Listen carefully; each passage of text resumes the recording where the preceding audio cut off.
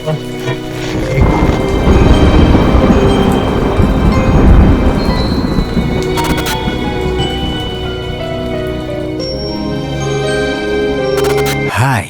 terima kasih sudah mengklik video ini.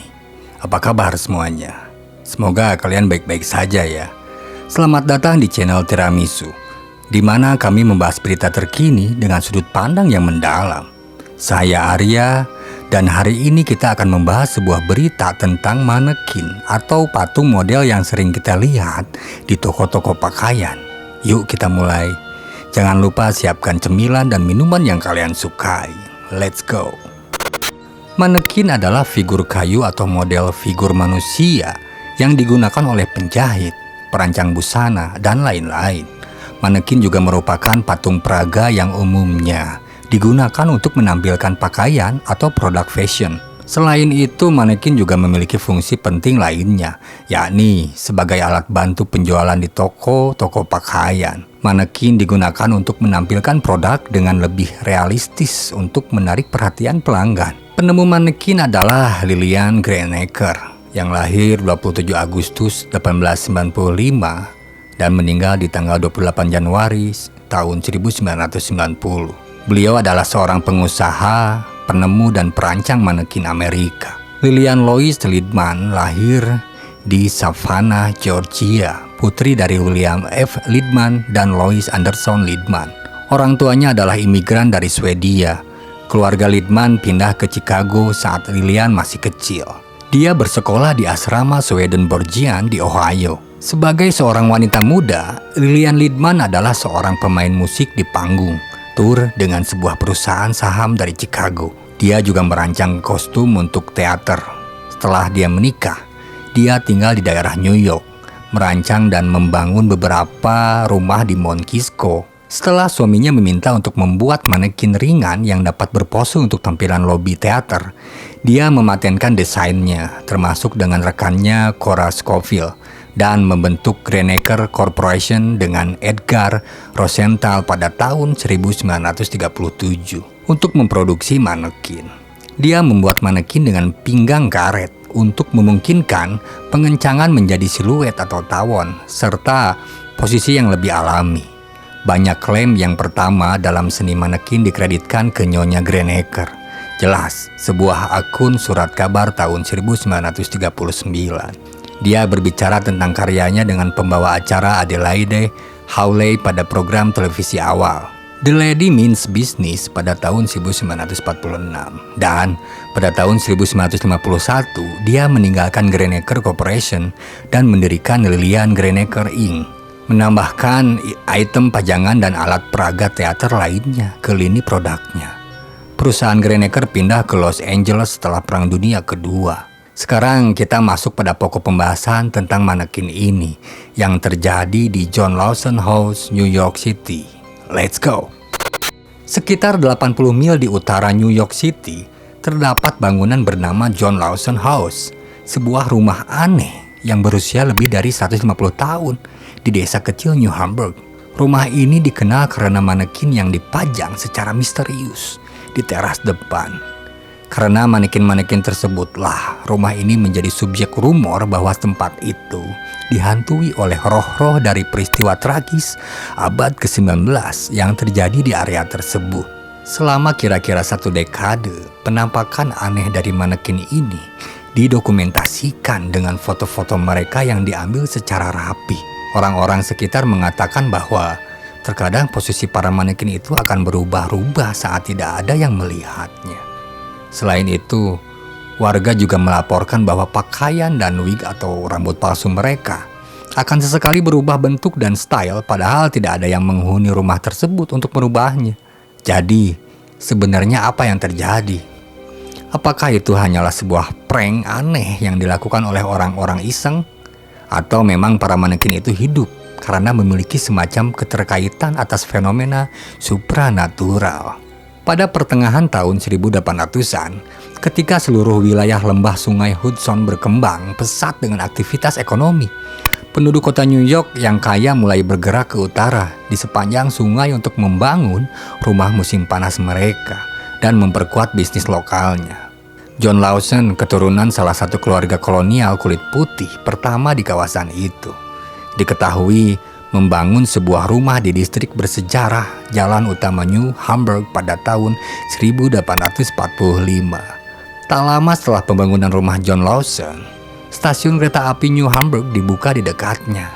Dan sekitar 20 tahun kemudian, tempat tersebut menjadi lokasi kecelakaan yang paling mengerikan dalam sejarah New Hamburg. Selama malam musim dingin pada tanggal 6 Februari tahun 1871, sebuah kereta barang dengan 25 gerbong yang membawa minyak diketahui melakukan perjalanan dari daerah Albany menuju New Hamburg. Sementara itu, kereta lain yang membawa penumpang berangkat dari kota New York menuju Albany. Setelah kereta barang lewat di bawah terowongan dekat New Hamburg, petugas stasiun melihat poros yang rusak yang menyebabkan percikan api keluar di bawah gerbong minyak. Hal itu mengakibatkan salah satu roda kereta terlepas dan membuat kereta api itu tergelincir dan terbalik. Kereta tersebut kemudian diketahui menghalangi lajur kereta yang lain yang membawa penumpang dari arah berlawanan. Salah satu penjaga rel sebenarnya berhasil dikabari dan sudah berlari dengan sekuat tenaga untuk melintasi rel dengan seorang petugas bendera memegang lampu merah untuk memperingatkan kereta penumpang. Akan tetapi semuanya sudah terlambat. Kereta penumpang yang sebenarnya sudah melihat lampu peringatan dari petugas yang berlari berusaha mengerem, tetapi akhirnya tidak bisa melambat dengan cukup cepat. Dan terjadilah hal yang tidak diinginkan itu. Akhirnya kereta penumpang itu menabrak kereta barang yang tergelincir dan membawa gerbong minyak, menyebabkan ledakan besar yang berapi-api sekitar 200 kaki jauhnya dari rumah John Lawson. Dalam tragedi itu, semua orang panik berlarian. Adapun beberapa orang yang selamat ditarik dari reruntuhan. Tetapi 22 orang dikabarkan meninggal dunia atas kejadian tersebut. Tidak hanya itu, setelah 6 tahun kemudian, ada lagi sebuah peristiwa kebakaran besar yang terjadi di desa sekitar jam 9 malam pada tanggal 3 Mei tahun 1877 yang menghancurkan 7 bangunan di sekitar rumah John Lawson. Entah bagaimana, hanya rumah John Lawson yang selamat dari kobaran api. Nah, setelah kejadian ledakan kereta api dan kebakaran itu, akhirnya muncullah kejadian-kejadian aneh yang berbau mistik. Entah bagaimana, manekin mulai muncul di teras depan John Lawson House. Tidak diketahui siapa pemilik rumah tersebut karena memang tidak ditinggali, atau setidaknya tidak pernah kelihatan orang yang menghuninya. Manekin yang seukuran boneka itu dikabarkan berubah posisi dari hari ke harinya, dan desas-desus beredar bahwa mereka terkadang menghadap ke arah kecelakaan kereta yang terjadi pada tahun 1871 itu.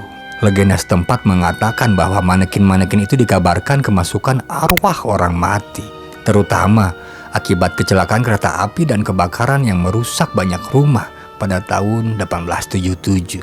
Dan parahnya lagi ya, manekin-manekin tersebut tampil dengan mengenakan pakaian bergaya vintage dengan aksesoris seperti topi dan sarung tangan putih panjang. Terkadang mereka berpose memegang barang-barang tertentu, termasuk buku dan sangkar burung kosong. Akan tetapi di saat cuaca buruk, manekin-manekin itu dikabarkan akan menghilang untuk waktu yang singkat sebelum muncul kembali di keesokan harinya.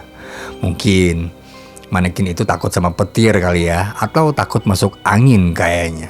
Dan sampai hari ini, tidak ada satu orang pun yang tahu pasti mengapa manekin-manekin itu duduk di teras depan dan mengapa penampilan mereka selalu berubah-ubah. Namun pada tahun 2016, dikabarkan bahwa manekin-manekin itu menghilang begitu saja dari John Lawson House. Terlepas dari upaya penjelasan yang masuk akal seperti adanya orang iseng yang mencoba mengerjai warga setempat, legenda lokal menampaknya lebih mempercayai bahwa manekin-manekin itu terlibat dalam semacam situasi Toy Story. Nah, ada lagi nih kejadian yang hampir mirip tentang manekin di John Lawson House. Tapi kali ini kejadiannya di daerah Meksiko, tepatnya di sebuah toko. Jadi ceritanya ada sebuah toko yang memajang sebuah manekin. Sekilas mungkin saja itu adalah patung biasa. Namun semakin lama dilihat, patung itu nampaknya terlalu nyata jika hanya sekedar patung. Tanyalah kepada penduduk setempat ataupun orang-orang yang pernah melihat manekin tersebut. Kebanyakan dari mereka pasti akan setuju kalau ada kemungkinan itu bukanlah manekin, melainkan tubuh dari anak pemilik toko lama yang memang sengaja diawetkan. Menurut klaim banyak orang, lapas Kualita hampir pasti terlihat lebih hidup daripada manekin departemen store manapun yang pernah kalian lihat. Tidak hanya wajahnya yang sangat ekspresif, lengkap dengan bulu mata yang tebal dan tatapan mata yang berkaca-kaca, tetapi tangannya dibuat dengan detil yang sangat teliti dan kakinya bahkan memiliki varises. Sedikit informasi, varises adalah pembengkakan dan pelebaran pembuluh darah vena akibat penumpukan darah. Kondisi ini lebih sering menyerang pembuluh darah di kaki karena adanya tekanan saat berjalan atau berlari. Kondisi ini biasanya terjadi pada vena superficial yang dekat dengan permukaan kulit. Bagian yang mengalami varises seringkali tampaknya seperti urat-urat yang berwarna biru atau ungu yang terlihat menjorok di bawah kulit. Berbeda dengan manekin putih kosong yang mendominasi pusat perbelanjaan dan yang tujuannya hanya untuk memamerkan pakaian yang mereka kenakan. Gaun pengantin rumit lapas Kualita seringkali hanya menjadi hal kedua yang akan diperhatikan oleh orang-orang yang lewat. Itu berkat fitur realistisnya yang menakutkan. Orang-orang memang telah menaruh curiga keanehan sejak lapas Kualita pertama kali muncul di jendela sebuah toko pengantin di Chihuahua, Meksiko pada tahun 1930. Penduduk setempat diduga langsung terkejut, tidak hanya oleh penampilan manekin yang seperti aslinya, tetapi juga karena kemiripannya dengan putri dari pemilik toko, Pascuala Esparza. Jadi menurut ceritanya nih ya, putrinya itu sedang bersiap-siap untuk menikah. Tiba-tiba secara tragis, dia digigit oleh laba-laba Black Widow yang sangat beracun.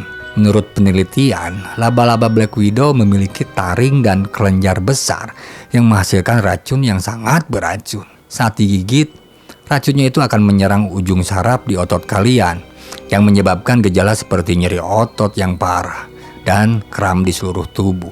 Namun hanya Black Widow betina yang menggigit, dan akhirnya putri tersebut meninggal karena racunnya sudah menyebar, sehingga tidak tertolong lagi di hari pernikahannya itu. Tidak lama setelah kematiannya, tiba-tiba manekin itu muncul di sebuah etalase toko, yang pada akhirnya melahirkan legenda bahwa itu bukan manekin sama sekali, tetapi tubuh sang calon pengantin yang sudah diawetkan untuk mempertahankan kecantikannya, atau mungkin untuk mengenang di mana hari naas tersebut yang seharusnya dia itu menikah. Selama bertahun-tahun, pelanggan mengklaim bahwa mata lapas Kualita akan mengikuti mereka saat mereka berjalan di sekitar toko, dan ketika mereka menoleh lagi ke arah manekin, ternyata manekinnya sudah berubah posisi. Tak hanya pelanggan saja yang dibuat heran. Ternyata karyawan di toko pun salah satunya mengklaim setiap kali dia mendekati Pascualita, tangannya berkeringat. Pokoknya sangat terasa nyata, bukan seperti sebuah patung pada umumnya. Dan dia bahkan memiliki varises di kakinya. Si karyawan toko pun percaya kalau dahulunya manekin ini adalah orang yang nyata. Tetapi beberapa orang ada juga yang mengklaim bahwa lapas Kualita memang hanya sebuah manekin atau sebuah patung toko saja. Menurut versi cerita ini, ternyata ada juga seorang pesulap dari Prancis yang berkunjung dan begitu terpesona oleh manekin pengantin yang dipajang itu, sehingga dia mengunjungi jendelanya setiap malam dan menghidupkannya dengan sihir, menari bersamanya, dan membawa keliling kota sebelum mengembalikannya lagi ke etalase di pagi harinya. Pertanyaannya, kok bisa? Bagaimana caranya si pesulap bisa membawa manekin itu? Apakah izin dulu gitu? Atau gimana ya, Mang? Apa? Menyawai izin ini penting-penting. Ya, pan secara apa di jero toko ya? Banyak ujuk dibawa gitu kan. Aneh eta isak gitu. Nah, apapun asal-usul cerita yang sebenarnya, lapas Kualita telah menjadi legenda lokal selama beberapa dekade. Rincian asal manekin hampir tidak mungkin untuk dikonfirmasi, dan bahkan nama Pascuala Esparza mungkin merupakan penemuan setelah fakta. Tampaknya tidak mungkin mayat yang dibalsem bisa tetap utuh melawan panas Meksiko selama 8 dekade. Tetapi pemilik saat ini tampaknya tahu bahwa lapas Kualita setidaknya baik untuk bisnis. Ketika si pemilik toko ditanya kebenaran tentang manekin yang terkenal di etalasenya, Dia hanya mengedipkan mata dan menjawab, "Ah, masa? Aku benar-benar tidak bisa mengatakannya." Adapun beberapa fakta menarik tentang manekin ini. Manekin sebagai proyek seni. Saat ini, manekin merupakan cara yang hebat untuk mengekspresikan diri. Orang-orang menciptakan karya seni menggunakan manekin dengan menghiasi tubuh mereka dengan warna, pola, berbagai bahan atau perhiasan. Manekin tidak hanya digunakan untuk memajang pakaian, tetapi juga telah menjadi karya seni. Lalu ada agalmatofilia. Ini adalah istilah yang menggambarkan ketertarikan seksual yang dimiliki seseorang terhadap manekin, patung atau boneka. Bahkan ada seniman yang telah mengungkapkan cinta dan kekaguman mereka terhadap manekin melalui karya mereka. Salah satu contohnya adalah rangkaian lukisan Alan Beaton tahun 1929. Oskar Kokoschka adalah seniman lain yang memiliki fetis ini. Selanjutnya, pedofobia. Hal menarik lainnya tentang manekin adalah adanya fobia terhadap manekin. Meskipun hal ini sebagian besar berlaku untuk boneka porselen, namun ada juga rasa takut terhadap manekin. Anak-anak biasanya mengalami rasa takut terhadap boneka yang berbicara atau bergerak. Selanjutnya ada manekin terapi. Tahukah Anda bahwa manekin bermanfaat dalam terapi? Proyek yang melibatkan manekin sebagai alat pengakuan dosa disebut I Told It to a Mannequin dan merupakan hasil dari bekerja di lingkungan yang penuh tekanan. Jadi, bagaimana cara kerjanya? Pertama-tama, Anda memilih manekin pria atau wanita, tergantung dengan siapa Anda ingin berbicara. Lalu, Anda masuk ke ruangan terpisah dan mendandani manekin sesuai keinginan Anda, membebaskan imajinasi dan fantasi Anda. Kemudian, semuanya ditampilkan di panggung, di mana cerita dibentuk ulang dan ditampilkan kembali oleh dua pemain. Fakta selanjutnya ada manekin hias. Tapaknya akhir-akhir ini, manekin telah menjadi benda dekoratif untuk rumah dan bahkan untuk area luar ruangan. Cocok sebagai rak, badan manekin dapat menyembunyikan banyak tempat untuk menaruh benda kecil atau bahkan buku. Manekin adalah bintang kota kecil ini, dekorasi yang memperindah dan memberikan kesan yang baik. Ada juga digunakan dalam perang, kedokteran, dan pengujian ya manekin ini. Manekin digunakan di Tiongkok kuno selama masa perang untuk memikat musuh. Orang Tiongkok biasa menempatkan manekin secara strategis, sehingga tidak hanya menyelamatkan nyawa manusia, tetapi juga mengumpulkan anak panah dan menggunakannya kembali. Dalam bidang kedokteran, manekin digunakan untuk pelatihan CPR. Ada juga manekin yang dibuat khusus untuk tujuan ini. Bagaimana dada manekin lembut, sehingga memungkinkan gerakan naik dan turun. Penggunaan manekin yang hebat adalah dalam pengujian mobil dan pengujian senjata nuklir. Manekin ditempatkan di kursi penumpang untuk memantau dampak kecelakaan mobil terhadap orang-orang. Selain itu, selama Perang Dunia Kedua, pemerintah AS menggunakan manekin dalam pengujian senjata nuklir. Setelah ledakan, kerusakan ditinjau untuk memeriksa dampak senjata. Ada juga manekin menjadi lebih cerdas. Hal ini sebagian benar, dalam artian bahwa teknologi telah dimasukkan ke dalam manekin dan manekin menjadi lebih berorientasi pada indera. Ada lini manekin baru yang dapat melihat dan mendengar apa yang terjadi di toko. Informasi tersebut kemudian digunakan sebagai data untuk mendorong peningkatan penjualan. Nah, bagaimana pendapat kalian tentang berita ini? Apakah manekin dalam berita ini memang manekin asli sebuah patung? Atau memang ada penunggu makhluk astralnya? Wallahu alam. Kalau aku sih percaya hal gaib itu ada.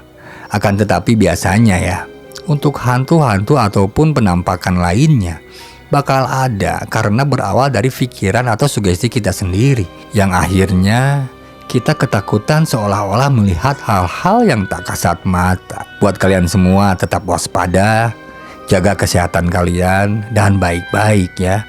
Jangan ragu untuk berbagi pandangan kalian dengan mengirimkan pesan atau komentar di sini. Saya Arya, sampai jumpa di berita selanjutnya.